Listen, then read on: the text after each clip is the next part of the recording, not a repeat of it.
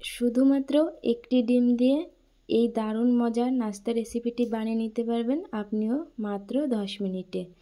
এই একটি মাত্র নাস্তা রেসিপির মধ্যে আপনারা কেক এবং বিস্কিট দু রকমের টেস্ট পেয়ে যাবেন। একদম ইউনিকভাবে আমি আপনাদের সাথে এই রেসিপিটি শেয়ার করেছি। আশা করি রেসিপিটি আপনাদের ভালো লাগবে। স্কিপ না করে শুরু থেকে শেষ পর্যন্ত সাথে থাকবেন। সঠিক মাপ সহ নাস্তার রেসিপিটি আপনাদের সাথে শেয়ার করব, স্কিপ করলে কিন্তু একদমই বুঝতে পারবেন না।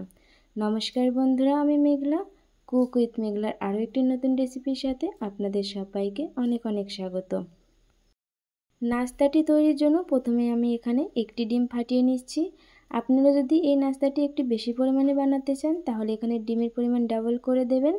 আর হ্যাঁ, নাস্তাটি কিন্তু তৈরি করে এক সপ্তাহ মতো ফ্রিজ ছাড়াই এয়ারটাইট কন্টেনারে করে রাখা যায়। তো আমি এখানে একটি ডিমের মধ্যে হাফ কাপ পরিমাণ পাউডার চিনি দিয়েছি। আপনারা চাইলে গোটা চিনি দিতে পারেন, তবে সেক্ষেত্রে চিনিটা মিক্স হতে কিন্তু অনেক বেশি টাইম লাগবে। এই যে দেখুন, 1 মিনিট মতো মিক্স করে নেওয়ার পরে কেমন চিনিগুলো একদম ডিমের সাথে মিশে গেছে। এই পর্যায়ে আমি অ্যাড করে দেব 1/4 কাপ চালের গুঁড়ি, আর দিয়ে দেব হাফ কাপ সুজি, আর এর মধ্যে অ্যাড করে দেব হাফ কাপ ময়দা। আপনারা চাইলে এখানে চালের গুঁড়ি স্কিপ করে 1 কাপ ময়দা অ্যাড করে দিতে পারেন, তবে চালের গুঁড়ি দেওয়ার জন্য কিন্তু নাস্তাটা একদম ক্রিস্পি হবে। এবার সমস্ত উপকরণগুলো আমি বেশ ভালোভাবে মেখে নেব। এই যে দেখুন, এমন একটা সফট ডো তৈরি করে নিতে হবে। আর হ্যাঁ, আমি টেস্ট ব্যালেন্সের জন্য একটু লবণ অ্যাড করেছিলাম, লবণটা দেখাতে স্কিপ হয়ে গেছে। আপনারা অবশ্যই সামান্য একটু লবণ অ্যাড করে দেবেন। ডোটা তৈরি করার পরে একদমই রেস্টে রাখার প্রয়োজন হবে না, আপনারা সাথে সাথেই বানিয়ে নিতে পারবেন। তো আমি হাতে সামান্য একটু সাদা তেল লাগিয়ে নিয়েছি। নিয়ে এবার একটু করে নিয়ে আমি দেখুন একটু লম্বা করে শেপ দিয়ে নাস্তার শেপগুলো তৈরি করে নেব। আপনারা এখানে চাইলে গোল বা চ্যাপ্টা বা যে কোনো শেপের তৈরি করে নিতে পারেন আপনাদের পছন্দ মতো। আমি ঠিক এভাবে করে একটু লম্বা লম্বা করে কয়েক শেপগুলো দিয়ে নেব। এক এক করে সব কটা নাস্তা তৈরি করে নিতে হবে, একবারে তৈরি করে নিয়ে ভাজতে হবে। তো দেখুন, আমার সব কয়টা নাস্তা তৈরি করা হয়ে গেছে।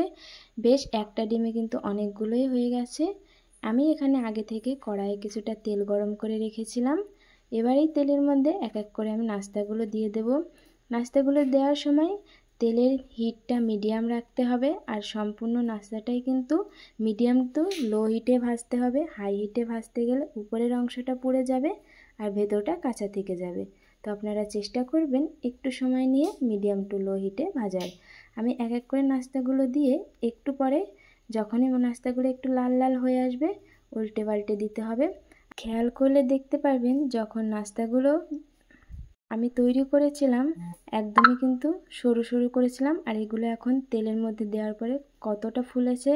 আমার ডোটা একদম পারফেক্ট ছিল, যার কারণে এরকম ফুলে গেছে। আপনারাও যদি আমার মাপটা ফলো করে সেম প্রসেসে এই নাস্তাগুলো তৈরি করেন তো এইরকম ফুলবে। আমি এখানে কোনো রকম বেকিং সোডা বা পাউডার ইউজ করিনি, তার সত্ত্বেও কিন্তু এমন ফুলেছে, কারণ আমার সব কিছুর মাপগুলো একদম পারফেক্ট ছিল। আপনারা অবশ্যই এই সঠিক মাপটা বজায় রেখে নাস্তাগুলো তৈরি করবেন, আপনাদের নাস্তাগুলো এমন ফুলে পারফেক্ট হবে। তো দেখুন, আমি একটু লাল করে ভেজে এবার নাস্তাগুলোকে তুলে নেব। বেশি ভাজতে যাবেন না, তাহলে কিন্তু পুড়ে যাবে, এতে করে টেস্ট একদমই ভালো আসবে না। সব কটা নাস্তা তুলে নিয়েছি তেল থেকে। এই যে দেখুন, একদমই কিন্তু এই নাস্তাগুলোর গায়ে তেল লেগে নেই। আপনারা দেখে আশা করি বুঝতেই পারছেন কতটা পারফেক্ট হয়েছে নাস্তাগুলো। দেখে আশা করি আপনারা পুরোটাই বুঝতে পেরেছেন। একদম পারফেক্ট একটি নাস্তা রেসিপি আমি আপনাদের সাথে শেয়ার করেছি। এই নাস্তাগুলো কিন্তু খেতে অসম্ভব মজার হয়, সকাল বিকালে চায়ের সাথেও জাস্ট জমে যাবে। হঠাৎ করে অতিথি আসলেও আপনারা এভাবে বানিয়ে দিতে পারেন। আজকের নাস্তা রেসিপিটি আপনাদের কেমন লাগলো কমেন্টে জানাতে ভুলবেন না। ভালো লাগলে অবশ্যই লাইক কমেন্ট শেয়ার করে আমার পাশে থাকবেন। ভিডিও সকল নতুন ভিউয়ার্সদের কাছে ছোট্ট রিকোয়েস্ট, চ্যানেলটিকে অবশ্যই সাবস্ক্রাইব করে পাশে থাকা বেল আইকন বাটনটি প্রেস করবেন, যার কারণে আমার ভিডিওর নোটিফিকেশন পৌঁছে যাবে সবার আগে আপনাদের কাছে।